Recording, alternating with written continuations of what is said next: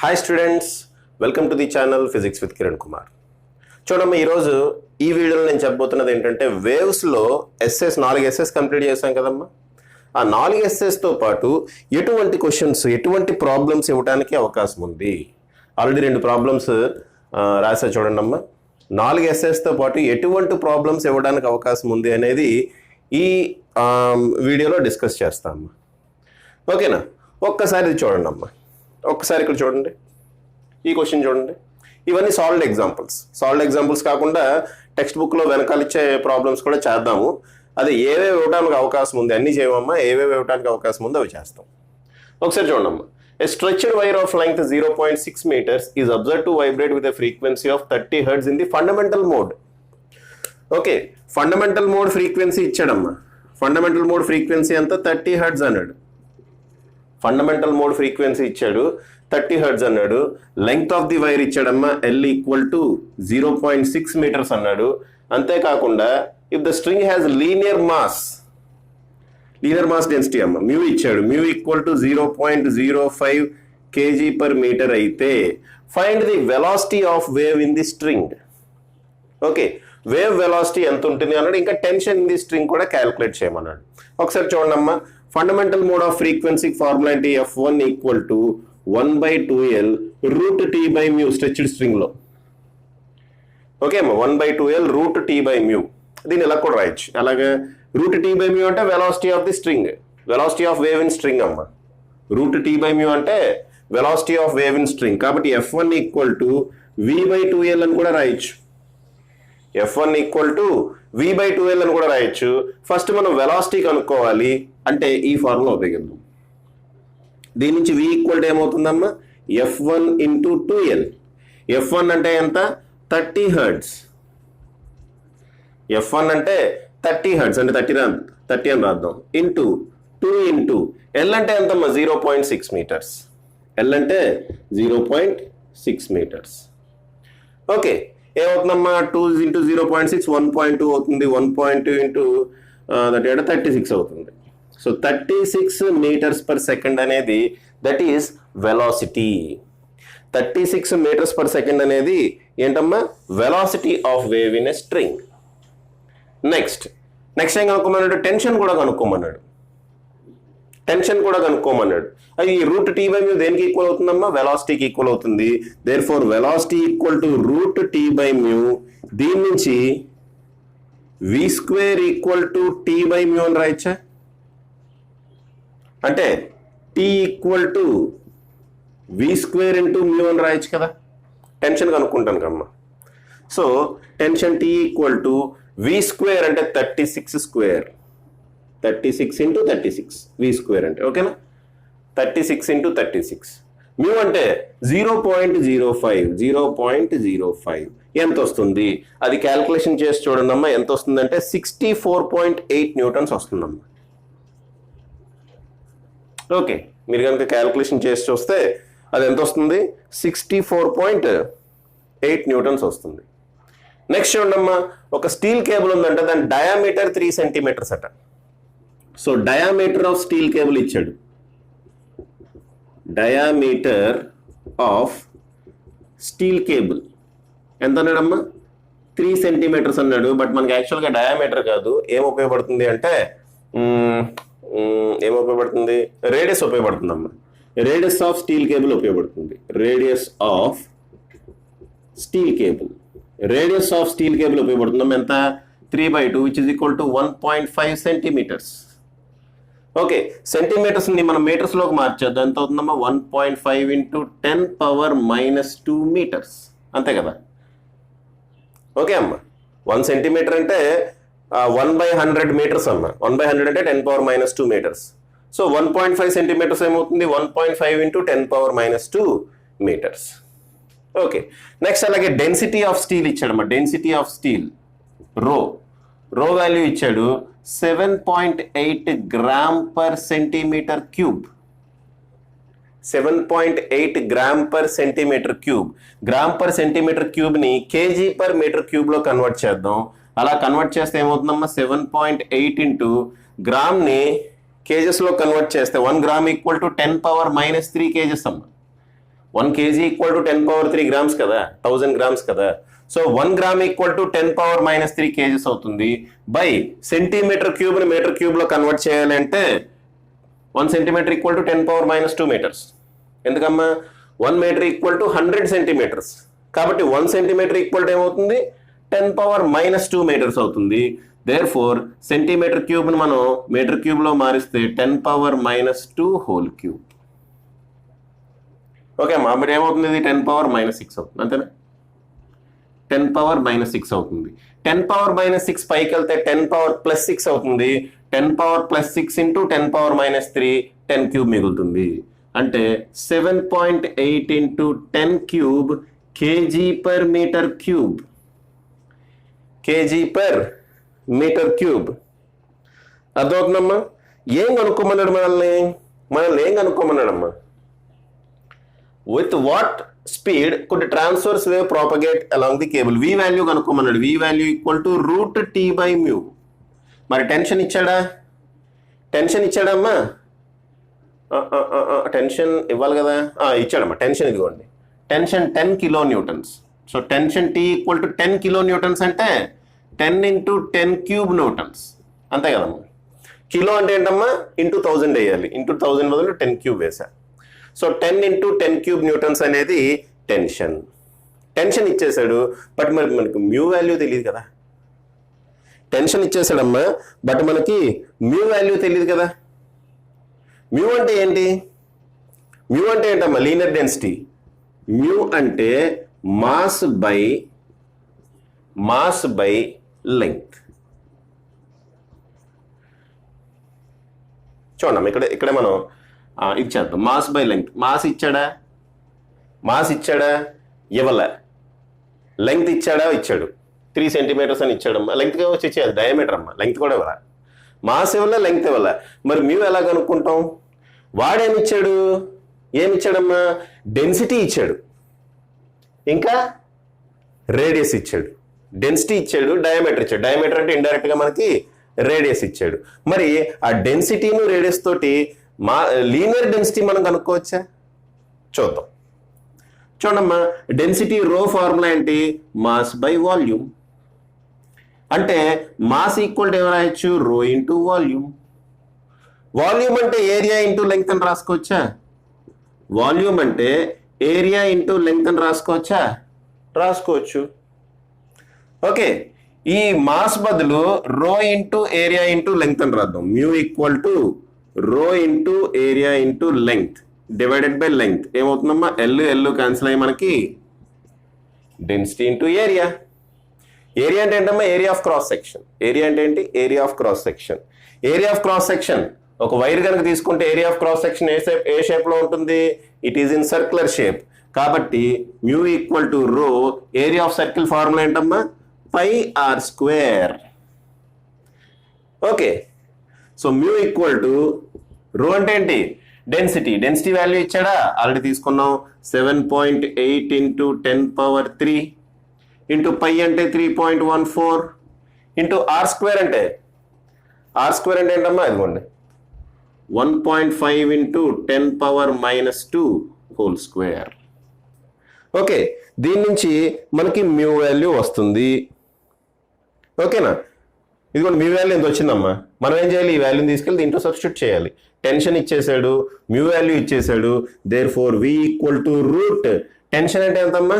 10 into 10 cube.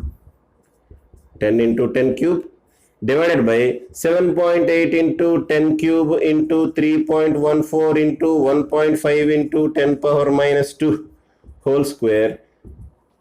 అది ఎంత వస్తుందో మీరు క్యాల్కులేట్ చేయాలి యూజింగ్ లాగరిథమ్స్.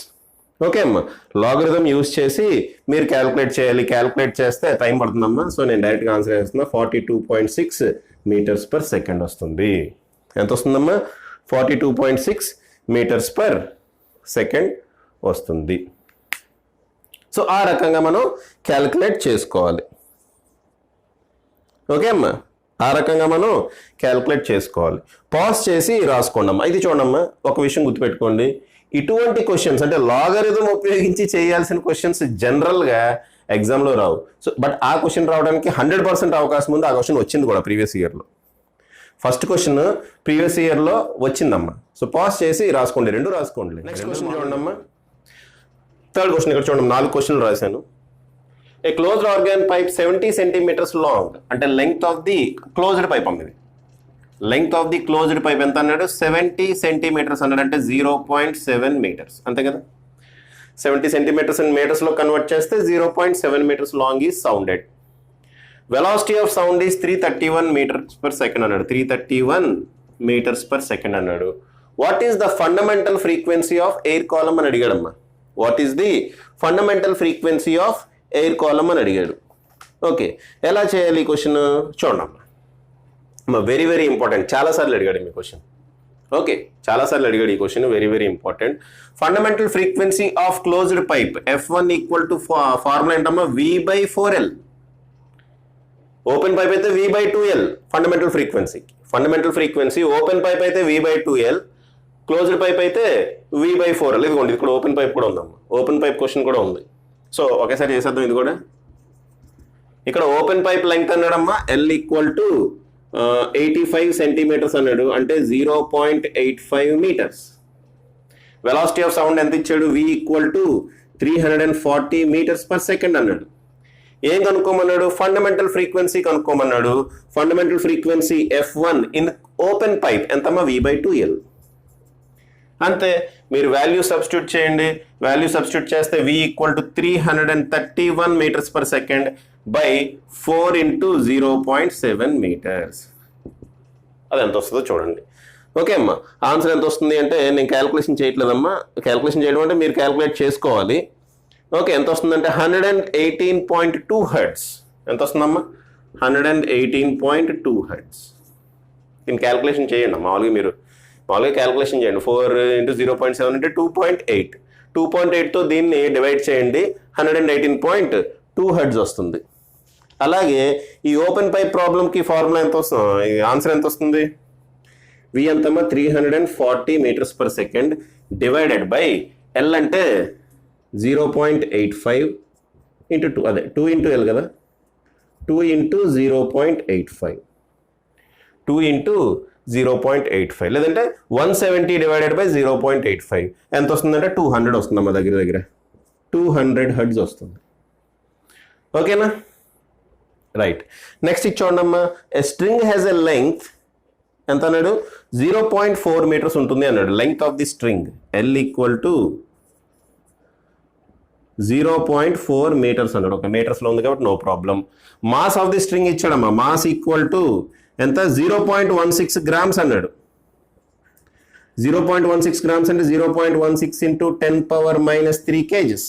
కేజెస్లో కన్వర్ట్ చేసా, గ్రామ్స్ని కేజెస్లో కన్వర్ట్ చేసా. టెన్షన్ ఇచ్చాడమ్మా. టెన్షన్ T ఇచ్చాడు. టెన్షన్ T ఈక్వల్ టు ఎంత? 70 న్యూటన్స్ అన్నాడు. సో ఏమడిగాడమ్మా? What are the 3 lowest frequencies it produces when plucked అన్నాడు. 3 లోయెస్ట్ ఫ్రీక్వెన్సీస్. ఇది స్ట్రెచ్డ్ స్ట్రింగ్ అమ్మా.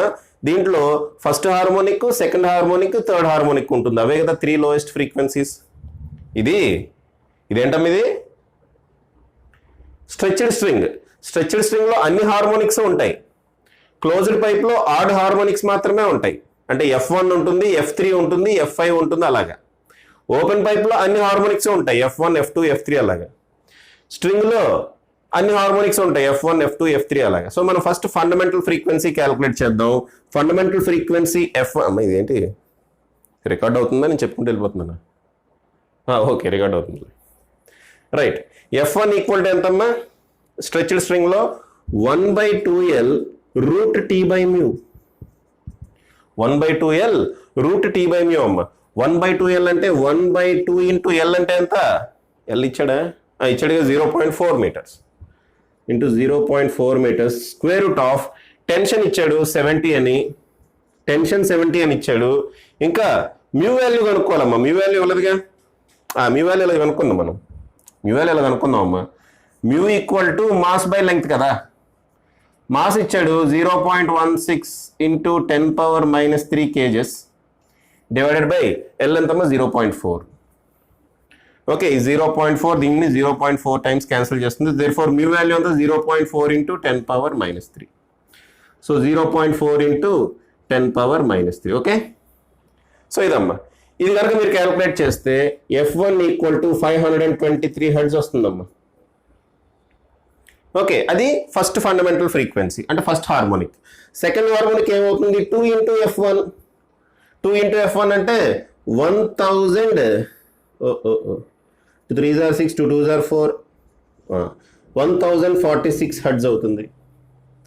F3 ఏమవుతుందమ్మా? 3F1 అవుతుంది. F3 ఏమవుతుంది?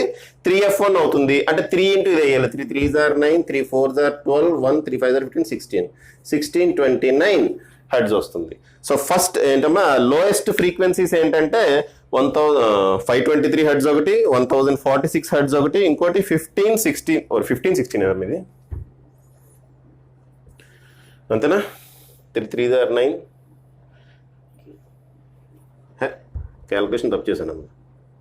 3 3s are 9, 3 2s are 6, 3 5s are 15 అంతే. ఓకే, 3F1 కదా, రైట్. 1569 హెర్ట్జ్ వస్తుంది. నెక్స్ట్ అక్కడ చూడండి పైన 2 open organ pipes of length ఎంతమ్మా? 65 centimetres and 70 centimetres.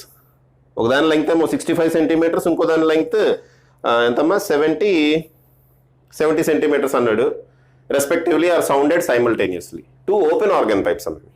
Open organ pipes అంటే L1 ఇచ్చాడు ఎంత?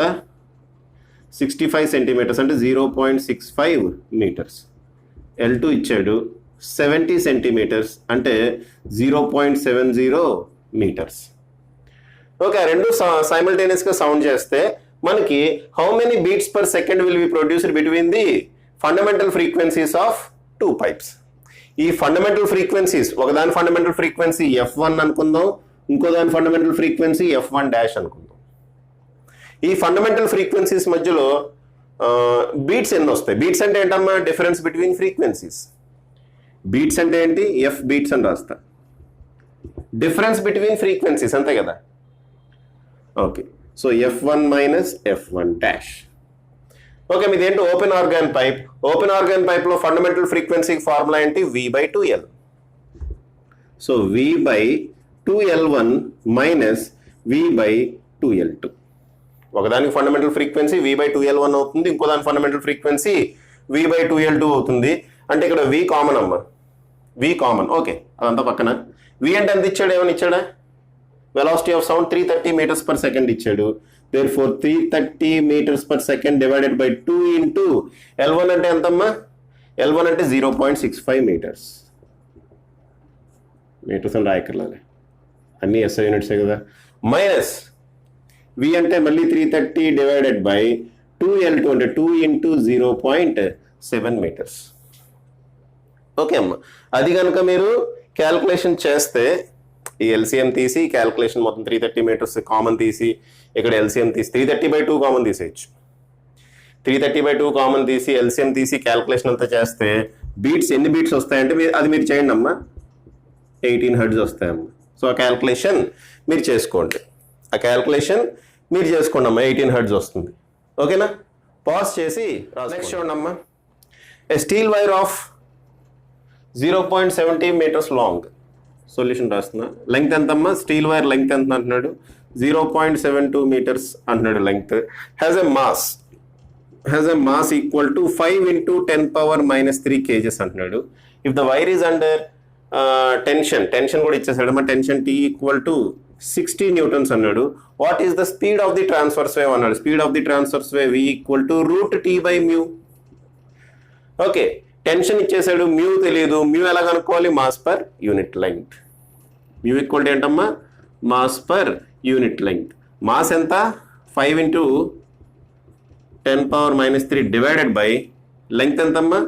0.72 మీటర్స్. సో ఈ వాల్యూని తీసుకెళ్ళి దీంట్లో సబ్స్టిట్యూట్ చేయండి. సబ్స్టిట్యూట్ చేస్తే వెలాసిటీ వచ్చేస్తుంది. టెన్షన్ ఏమో 60 న్యూటన్స్ డివైడెడ్ బై చేసేయండమ్మా 5 into 10⁻³ డివైడెడ్ బై 0.7 పైకి వెళ్ళిపోతుంది 0.72. ఓకే అమ్మా, ఇది కనుక మీరు క్యాల్కులేట్ చేసేది ఎంత? 0.10⁻³ కదా. ఓకే, ఈ జాగ్రత్తగా క్యాల్కులేట్ చేయడం అమ్మా. క్యాల్కులేట్ చేస్తే అరౌండ్ 93 meters per second వస్తుంది. Answer around 93 meters per second వస్తుంది. సింపుల్ క్వశ్చన్ అమ్మా. అయితే ఈ క్వశ్చన్ చూడండి, తెలంగాణ బోర్డులో ఒక 2 times అడిగాడమ్మా. 2015, 2016లో అడిగాడు. సో ఇంపార్టెంట్ క్వశ్చన్ ఇది. చూడండి అమ్మా, ఇది మంచి క్వశ్చన్ కూడా. A pipe 30 centimeters long is open at both ends. అంటే ఓపెన్ పైప్ ఉంది, అది it is open at both ends. ఓకేనా? Which harmonic mode of the pipe resonates at 1.1 kilohertz అన్నాడమ్మా. ఓకేనా? క్వశ్చన్ ఏమన్నాడు? విచ్ లెంగ్త్ ఇచ్చాడు కదా, లెంగ్త్ ఇచ్చాడు కదమ్మా. Length L equal to 30 centimeters అన్నాడు. 30 centimeters అంటే ఎంతమ్మా? 0.3 meters. అంతేగా? 30 centimeters అంటే ఏంటి? 0.3 meters. ఓకే, క్వశ్చన్ ఏం అడిగాడంటే which harmonic mode of the pipe resonates at 1.1 kilohertz. అంటే 1.1 kilohertz అంటే రెజనేటింగ్ ఫ్రీక్వెన్సీ అని రాద్దాం ఇక్కడ.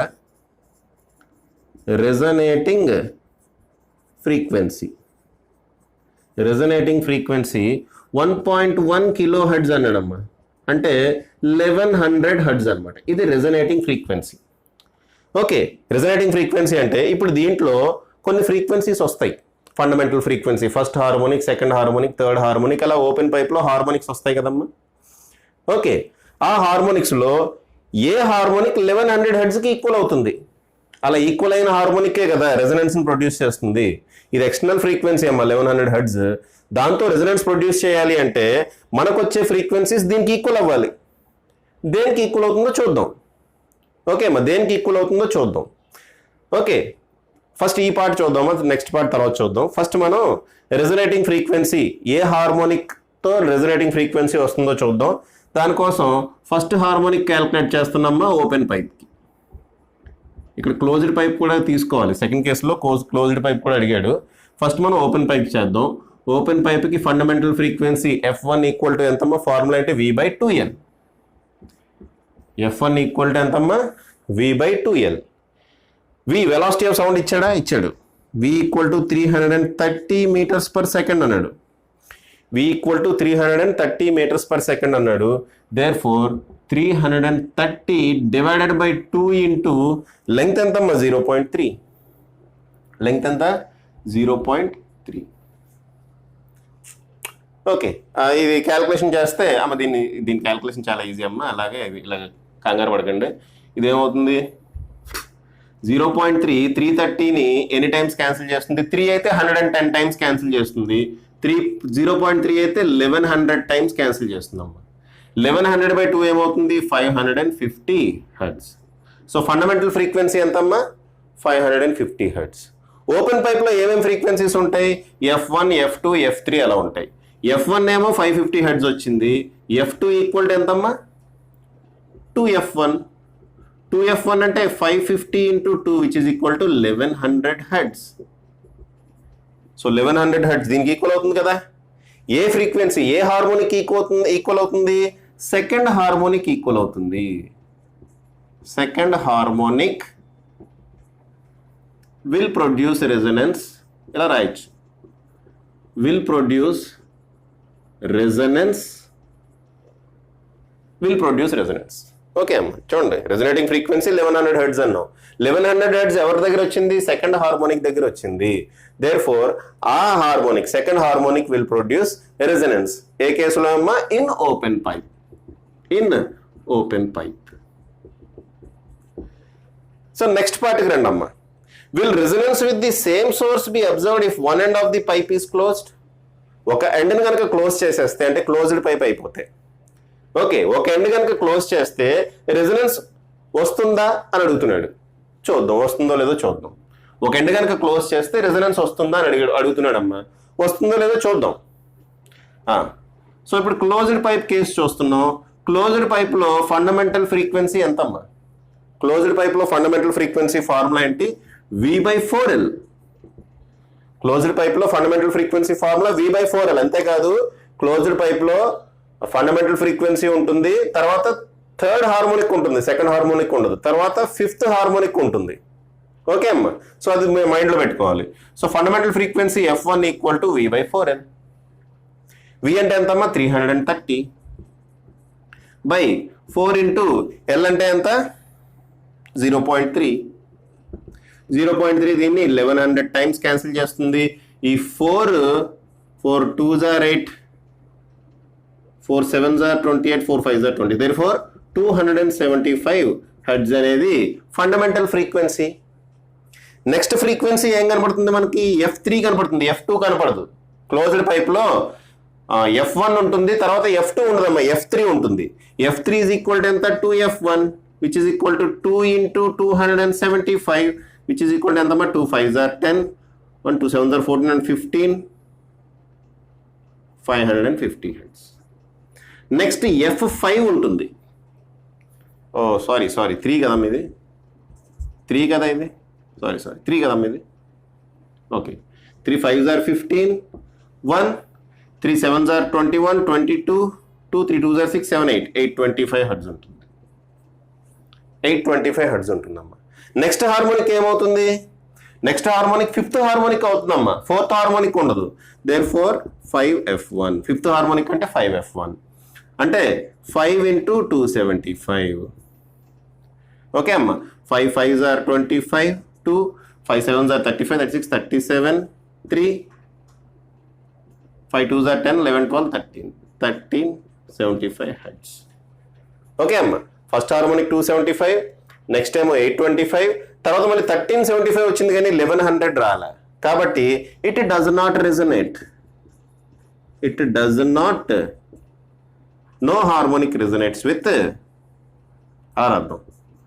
No harmonic, a harmonic resonate కాదు, no harmonic resonates with resonates అంటారు ఇన్ క్లోజ్డ్ పైప్. ఈ కేసులో మనకి ఇచ్చిన ప్రాబ్లంలో 1100తో ఎవరు రెజొనేట్ అవుతారు అంటున్నాడు. ఏ హార్మోనిక్ రెజొనేట్ కాదు క్లోజ్డ్ పైప్ కేసులో. ఓకే అమ్మా, సో ఇలాగ ఒక 8 ప్రాబ్లమ్స్ చేసాము. ప్రస్తుతానికి నేను వీడియో ఆపుతున్నామా. మ్యాక్సిమం ఈ 8 ప్రాబ్లమ్స్ లోంచే వస్తాయి, లేదంటే అదే మోడల్ వస్తుంది, అదే మోడల్లో క్వశ్చన్ వస్తుందమ్మా.